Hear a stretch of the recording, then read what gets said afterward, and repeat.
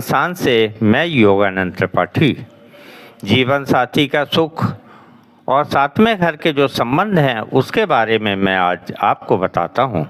सप्तमेश जो भी आपका हो, 9 ग्रहों में से जो भी आपका सप्तमेश हो, इस कुंडली में मेष राशि की कुंडली है, इसलिए पहला, दूसरा, तीसरा, चौथा, पांचवा, छठवां, सातवें घर में जो राशि बैठी हुई है वह तुला है। इसका मालिक शुक्र हुआ करता है।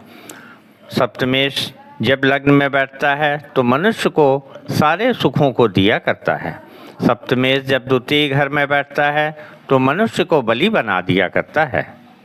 मनुष्य को या मनुष्य के जीवन साथ पार्टनर को धनी बना दिया करता है। तृतीय भाव में बैठा हुआ शुक्र खुद को अर्थात अपने जीवन साथी को मेहनती बनाता है। चौथे भाव में जब शुक्र बैठा होता है तो उस व्यक्ति का जीवन साथी सुख को चाहने वाला होता है, अर्थात गाड़ी वाहन और सुख आदि की चाहना करता है। पंचम भाव में जब शुक्र बैठता है तो उसका जीवन साथी बहुत विद्वान हुआ करता है। षष्ठ भाव में शुक्र जब बैठता है तो अपने घर से 12वां भी होता है, इसलिए कर्ज कराता है, अनबन आपसी अनबन कराता है और रोगों को देता है।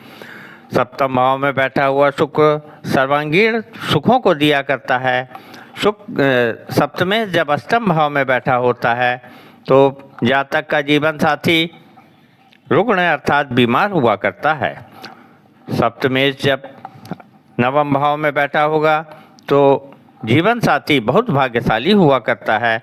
सप्तमेश जब दसम भाव में बैठा होगा तो जीवन साथी बहुत कार्मिक हुआ करता है, अर्थात अच्छे कामों को करने वाला होता है। एकादश भाव में जब सप्तमेश बैठा करता है अर्थात सातवें का मालिक जब 11वें घर में बैठा करता है तो लाभ में वृद्धि करा देता है। सातवें घर का मालिक जब द्वादश भाव में बैठा है तो आपसी मतभेद कराता है, अर्थात पति पत्नी में आपसी मतभेद होते हैं और जातक का जीवन साथी बहुत खर्चीला हुआ करता है। मुझसे संपर्क करने के लिए आप 885310 3x70 अथवा 3x8 7972161 पर संपर्क कर सकते हैं।